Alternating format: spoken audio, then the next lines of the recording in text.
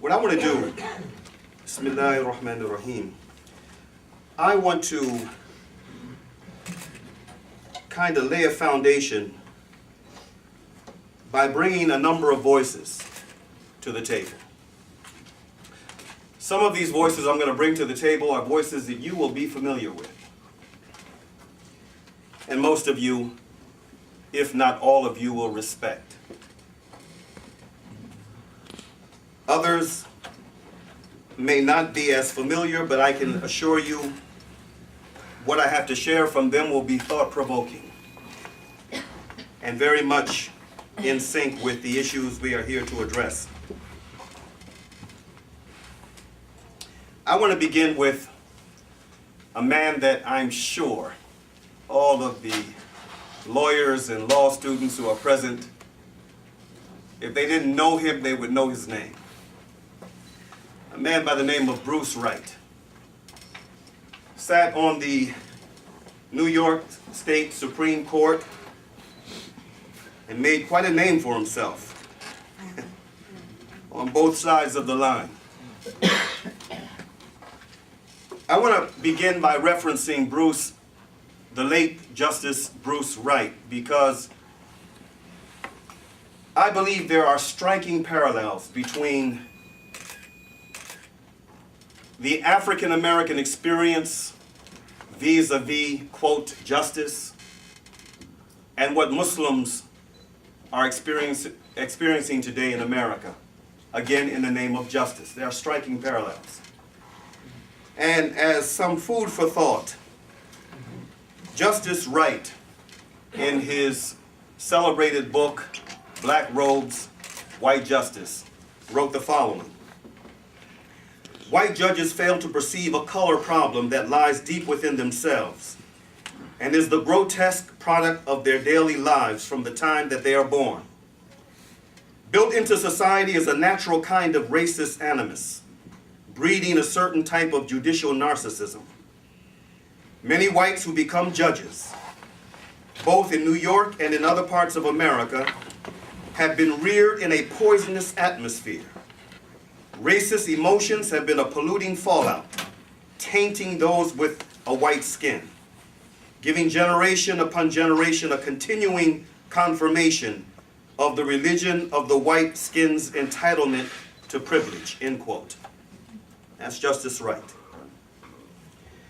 Next, I want to visit an observation that was made by the late Bill Kunstler in his thought-provoking book entitled My Life as a Radical Lawyer. In that book, there's a chapter entitled The Despised Muslim. If you haven't read the book, you need to read it, especially those of you who are law students. You need to read this book. A lot of very powerful history in it.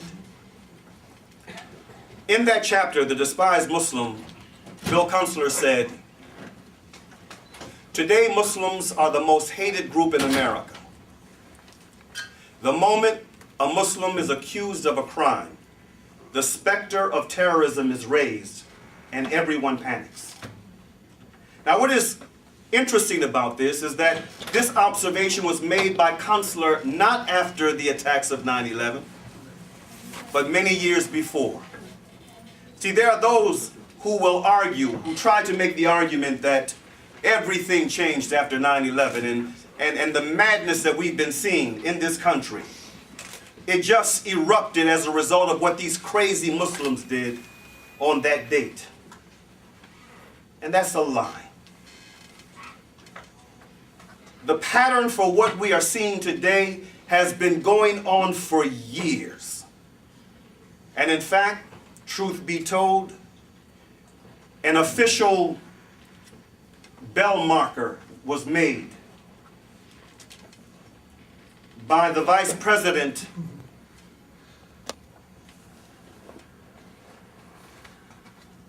of Bush, Quayle, when he gave an address at Annapolis.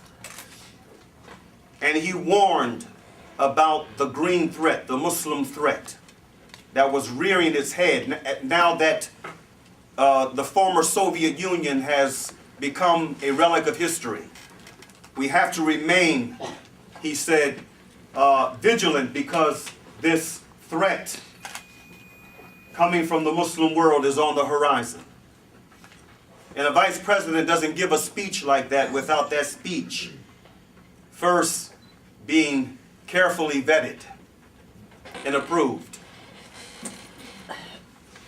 We can even see indications of it even during the Reagan administration, and some of the statements that Reagan and other high-level officials within his administration said. So this madness has been going on for a long time. The only thing that the attacks of 9/11 did was that it legitimized what these people, these mad men and women, wanted to do all along. And it just deepened it.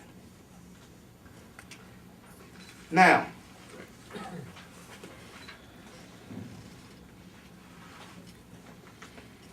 I'm going to go to another voice.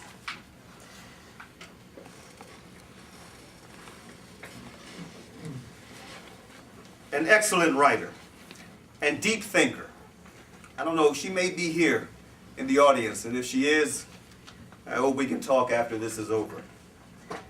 A writer by the name of Petra Bartosiewicz. She wrote an excellent piece for the Harper's Magazine entitled "The Intelligence Factory: How America Makes Its Enemies Disappear." Very long piece. Excellent, from start to finish.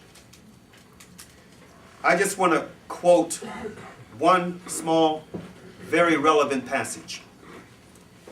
Quote, "The continued political appetite for a global war on terror has led to a commodification of actionable intelligence, which is a product chiefly of human prisoners like Afia Siddiqui. Because this war, by definition, has no physical or temporal boundaries, the demand for such intelligence has no limit. But the world contains a relatively small number of terrorists and an even smaller number of terrorist plots.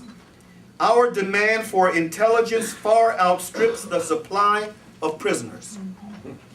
Where the United States itself has been unable to meet that demand, therefore it has embraced a solution that is the essence of globalization.